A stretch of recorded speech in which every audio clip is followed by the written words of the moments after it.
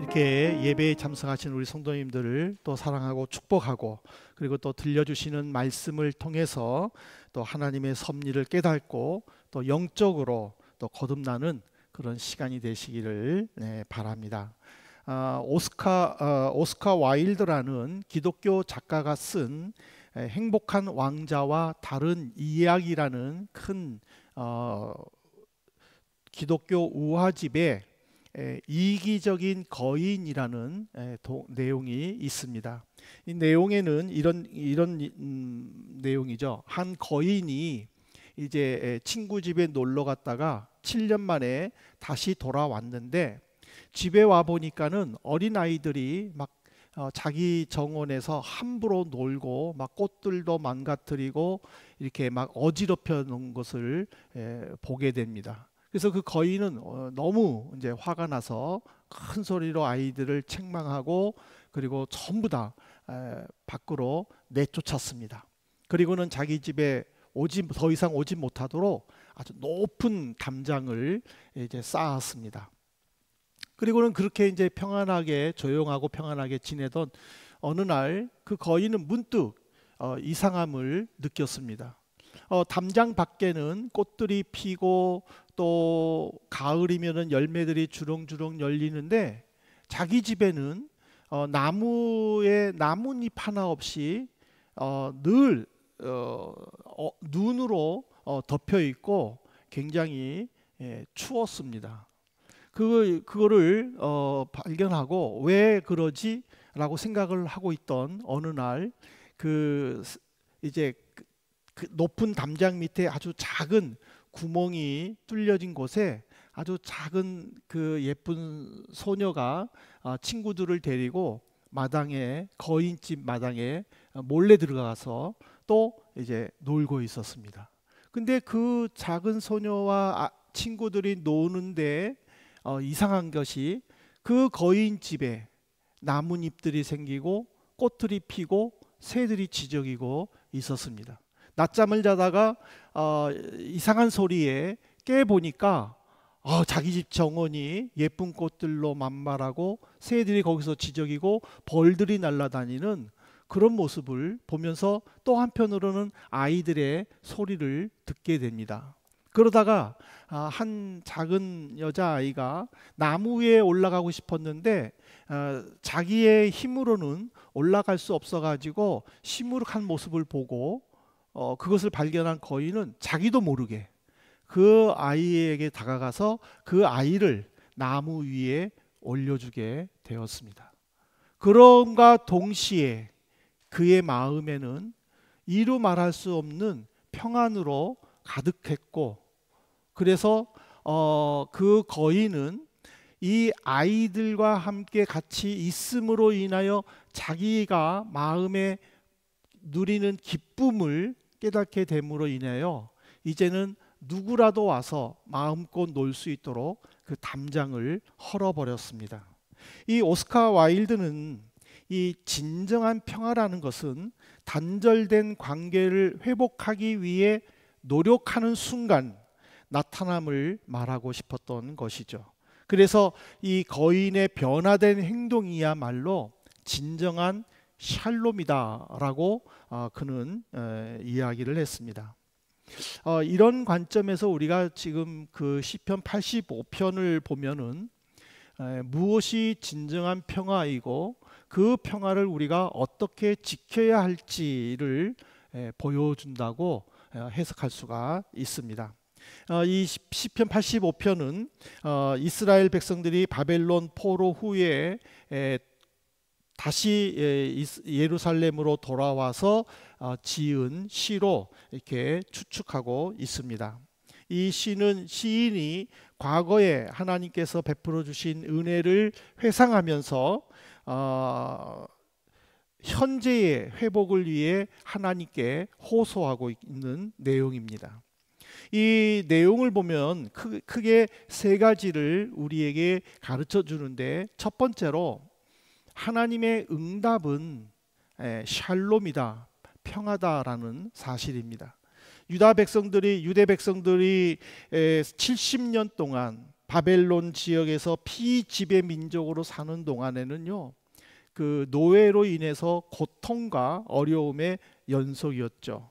정든 고향을 떠나 낯선 곳에서 정착해 다시 적응해야 되는 것도 정신적으로 참 힘들지만, 무엇보다 종교의 자유를 박탈당했다라는 것이 그들에게는 상실감이 매우 컸습니다. 그래서 그들은 시간이 날 때마다 성경에 보면 바벨론의 여러 강변에 앉아서 예루살렘에서 하나님을 찬양했던 그 시절을 회상하면서 그리워하기도 했고, 무엇보다 바벨론 사람들이 자기들을 무시하고 또 자기들이 섬기는 우상에게 너희들이 여호와 너희 신에게 부르는 노래를 부르라고 명령할 때는 정말 그 울분으로 가득했습니다. 그래서 연주자들은 자기들의 심정을 시편 137편 2절에 이렇게 기록했는데, 그 중에 버드나무에 우리가 우리의 수금을 걸었나니, 포로된 것도 억울하고 분한데 자기들을 무시하고 또 천지 창조하신 하나님의 이름을 함부로 부르면서 자기들이 믿는 우상 앞에서 하나님을 찬양하는 노래를 연주하라고, 노래를 부르라고 할 때는 정말 너무나도 가슴이 아파서 내 수금을 버드나무에 걸었다라는 것은 나는 너희들이 원하는 대로 연주하지 않겠다라고 하는 그런 강한 의지라는 것이죠. 이런 그들이 이제 하나님의 은혜로 예루살렘에 돌아왔습니다. 근데 예루살렘에 돌아와서 보니 현실은 너무나도 비참했습니다. 예루살렘 성벽이 무너졌고 성전이 파괴되었고 모든 집들은 다 불타고 야생 짐승들만 다니는 그런 광야로 변해버렸다는 것이죠. 그럼에도 불구하고 그 예루살렘이 소망이 있다라는 것은 뭐냐면, 누구의 눈치도 보지 않고 마음껏 하나님을 경배하고 하나님을 찬양하고 있다라는 사실이죠.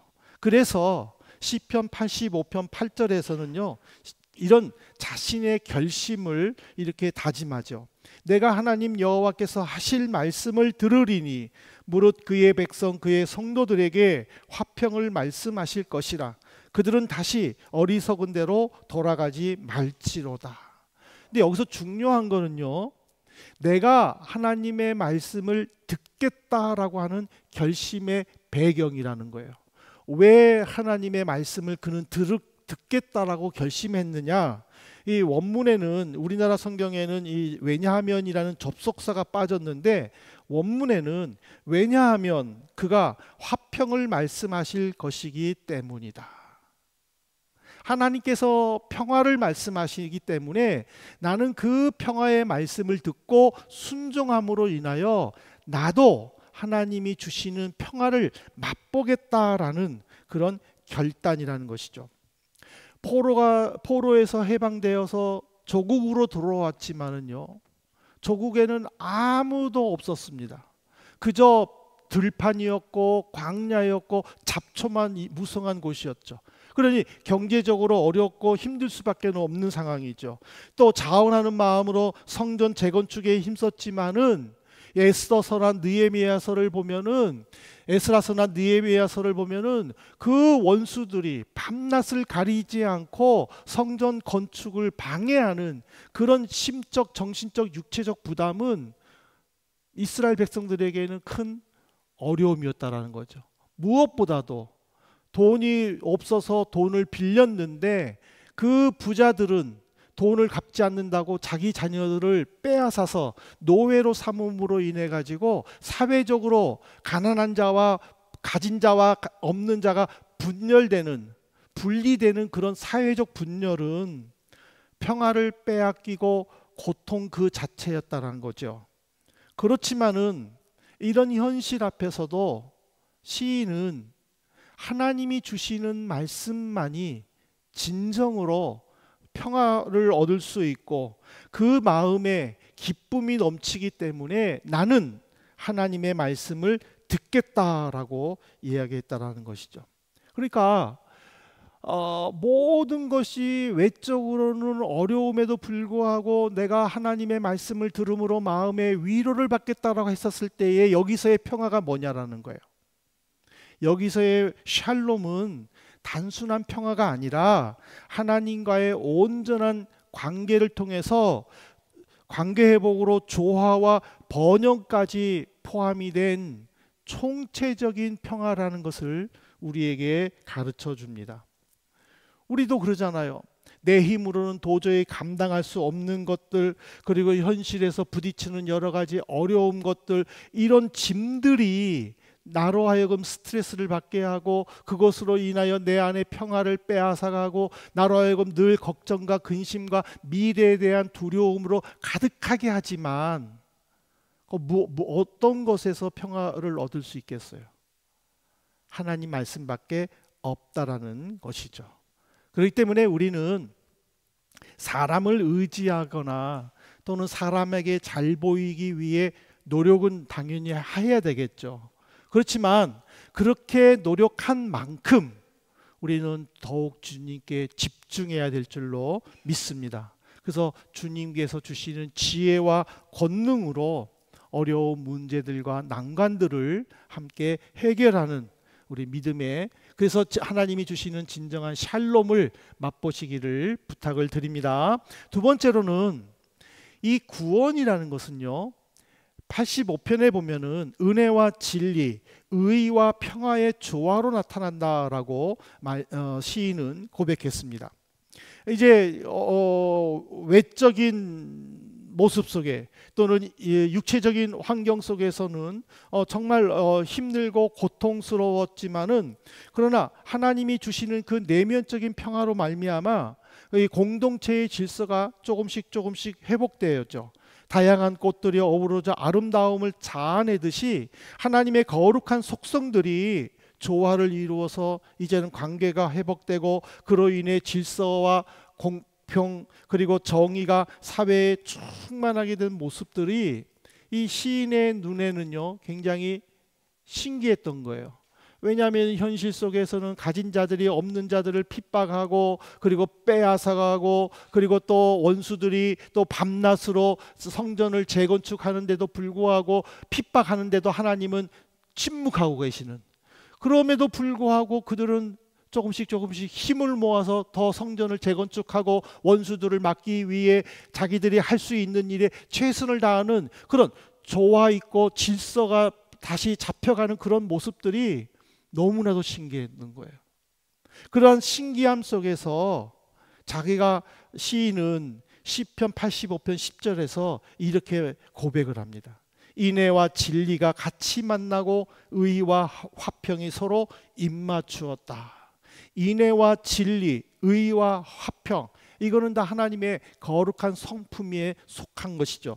인애라는 것은 하나님의 언약적인 사랑과 변하지 않는 자비를 말하고, 진리는 하나님의 신실함과 확고 불변한 진실이며, 의는 하나님의 공의로 도덕적 바름이며, 화평은 전인격적인 평안과 조화를 나타내는 것으로 하나님께서 선택하신 백성들을 향해 변하지 않는 사랑이 바로 인애와 진리와 의와 화평이라는 것이에요. 이것이 하나님의 성품 안에 있었을 때는 서로 조화를 이루는 거예요.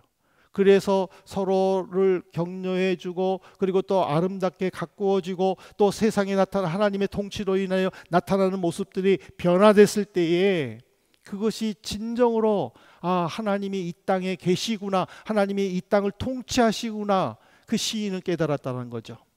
근데 문제는 뭐냐면 이 조화로운 하나님의 성품이 인간의 손에 들렸을 때는 이 조화가 서로 충돌한다는 거예요.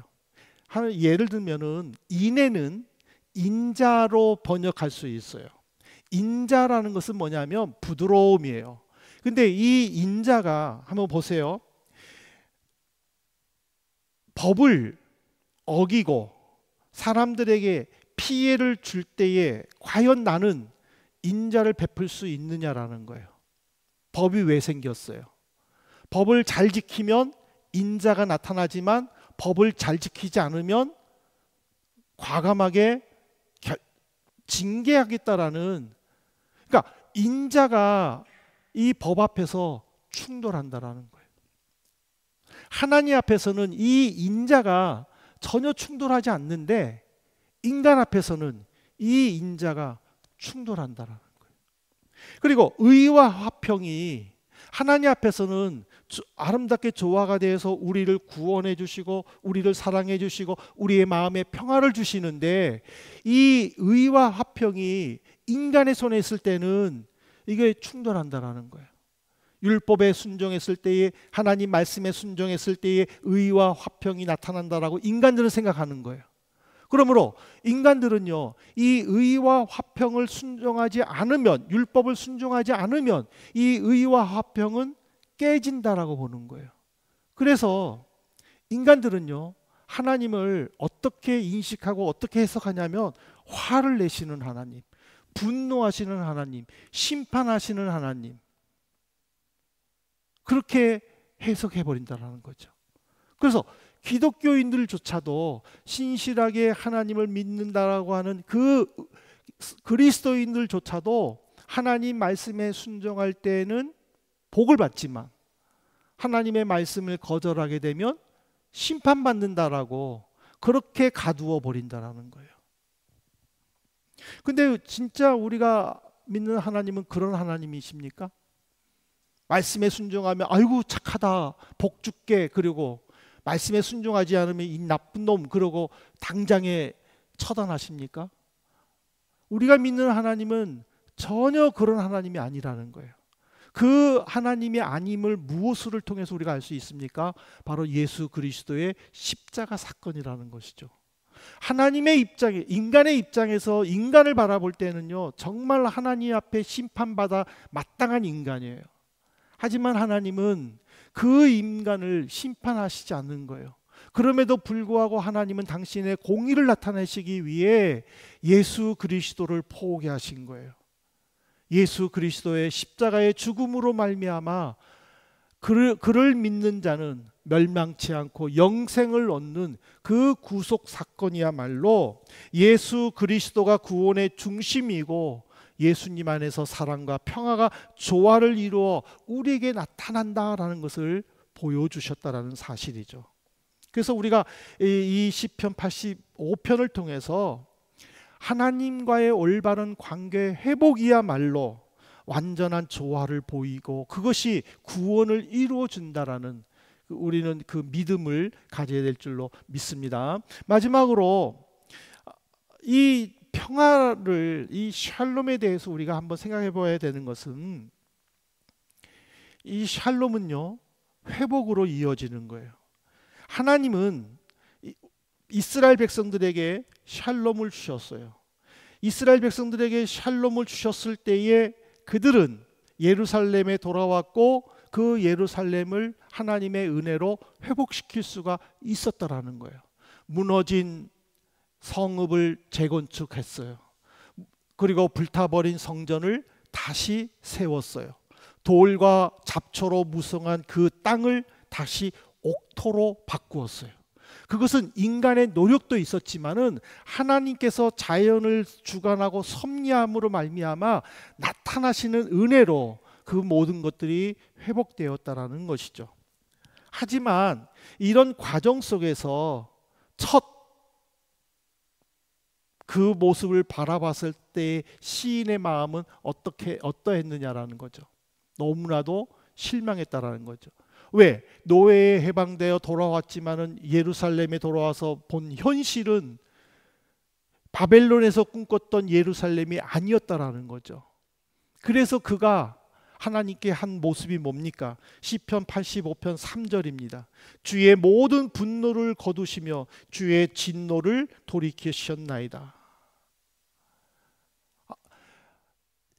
바벨론에서 예루살렘으로 다시 돌아올 수는 있었지만은 여전히 하나님은 우리 인간을 향한 그 분노, 하나님의 심판이 여전히 있다라는 것을 깨닫고 시인은 기도한 거예요.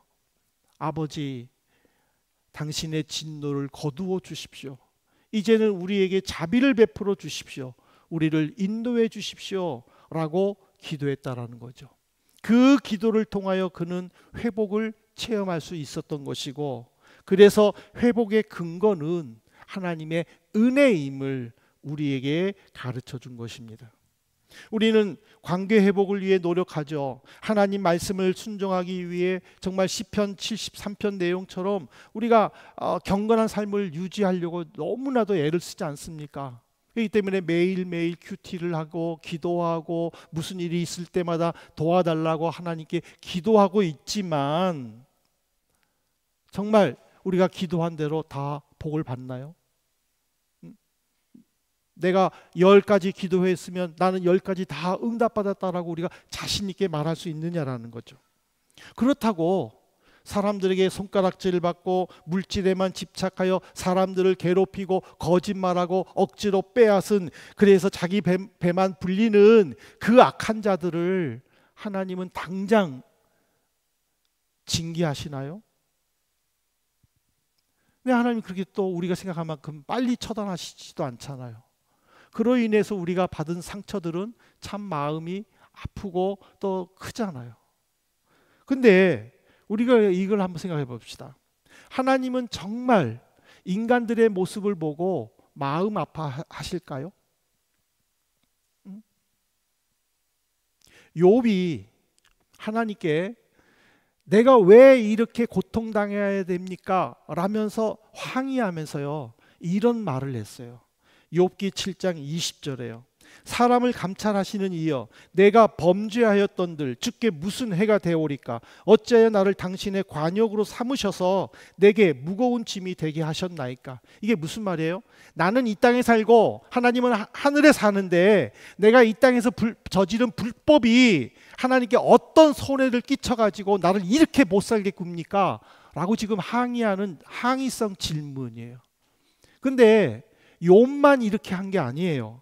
욥기 22장 3절에 보면은 엘리바스도 이와 비슷한 말을 했어요. 그리고 욥의 친구들 중에서 가장 나이가 어린 엘리후도 욥기 35장 6절에서 이렇게 비슷한 말을 했어요. 이 엘리후와 엘리바스가 하는 말을 종합해 보면은요, 이런 말이에요. 당신이 선한 삶을 살아도 그것이 하나님께 중요하지 않고, 설령 당신이 죄를 범하여 하나님 앞에서 악한 모습을 보여도 하나님은 전혀 손해를 보지 않는다. 너가 착한 일 하는 거는 그냥 착한 일 한 거야. 네가 나쁜 일 했어? 그럼 너 나쁜 일 한 거야. 하나님하고는 아무 상관이 없는 거야. 왜 하나님께 내가 착한 일 했는데 복을 안 주느냐? 제가 나쁜 일을 했는데 왜 심판하지 않느냐? 말하지 말라. 너는 너대로 살아라. 라고 지금 엘리와 엘리바스가 이야기했다라는 거예요. 그러니까 하나님은 우리 인간이 행하는 어떤 것에 대하여 절대 영향을 받지 않으신 분이에요. 그럼에도 불구하고 하나님께서 우리를 회복시키시기 위해 일어나실 때에 바로 변화가 된다라는 거예요. 그 변화된 모습이 시편 85편 12절에 이렇게 이야기를 합니다. 여호와께서 좋은 것을 주시리니 우리 땅이 그 산물을 내리로다. 시인은 지금 아무것도 없는 허허벌판에 광야 같은 황무지 같은 그곳에서 서서 이렇게 이야기하는 거예요. 여호와께서 좋은 것을 주시니 우리 땅이 그 산물을 낼 것이다. 잡초만 무성한데도 하나님께서 이 땅을 우리에게 주셨기 때문에 하나님은 이 땅에 좋은 것을 주신다라고, 하나님 앞에서 변화된 자의 회복됨이 진정으로 하나님의 은혜로 이루어졌고, 그 은혜로 이루어진 사람들이 모여 주의 일을 행할 때에 새롭게 변화된다라는 것을 가르쳐주고 있습니다. 이거는 물질적 번영만이 아니라 피조 세계가 새로워지는 것을 의미하는 거예요. 지금 시인은 황무지에서 이 찬양을 하잖아요. 앞으로 주실 것을 믿고 찬양하는 거잖아요.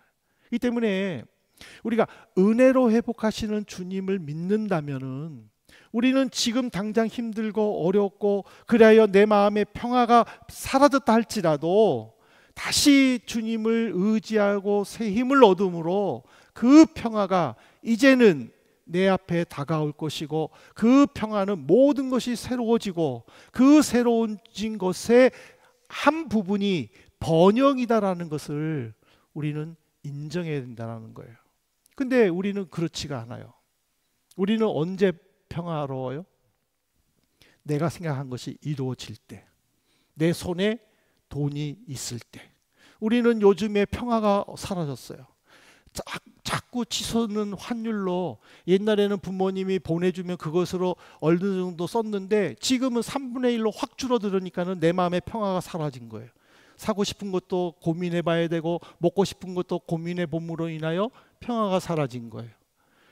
날로 치솟는 집값은 벅참으로 인하여 마음에 근심만 있고 평화는 사라진 거예요. 이게 뭐예요? 우리는 물질적인 것이 완성돼야만 평화가 있다라고 생각을 해요. 내가 건강하고 가정이 평화롭고 아무 걱정 근심이 없으면 좋다, 이 한마디로 자신의 평화를 평가해요. 판단해요. 그러나 이 시편 85편은 그것이 아니라는 거예요. 그 모든 것들이 없어져도 화평을 주시는 하나님의 말씀이 내게 임할 때에 내 내면의 변화의 삶으로 인하여 하나님의 평화가 임한다라는 거예요. 하나님의 평화가 임할 때에 황무지 같은 곳이 옥토로 변하는 것이고, 무너졌던 성읍이 다시 일으키어 세움을 받을 수 있도록 내가 헌신할 수 있는 것이고, 불에 타버린 성전을 다시 세워서 내가 그 안에서 하나님을 경배하고 찬양할 수 있도록 내 마음이 변해진다는 사실입니다. 그래서 사랑하는 성도 여러분, 진정한 평화인 샬롬은 하나님의 선물이다. 하나님의 안에서만 이루어진다. 하나님의 은혜로 이루어진 이 회복은 땅의 열매, 자연의 회복 또는 개인의 번영으로 이루어진다라고 우리는 고백해야 될 줄로 믿습니다. 그래서 이 샬롬은 외적 평화만 아니라 깨어진 관계 회복, 하나님의 의에 기초한 영적 화해임을 고백하고, 먼저 하나님과 그리고 사람과의 관계를 회복하기 위해 우리가 적극적으로 노력해야 될 줄로 믿습니다. 이제는 물질에 집착하다가 마음의 평화가 깨지고 사람과의 관계를 망치면서 상처투성이로 남지 말고 이런 삶을 버리고 오직 하나님의 말씀을 붙잡고 그 안에서 참 평화를 누리는 우리 성도님들 되시기를 주님의 이름으로 부탁합니다. 함께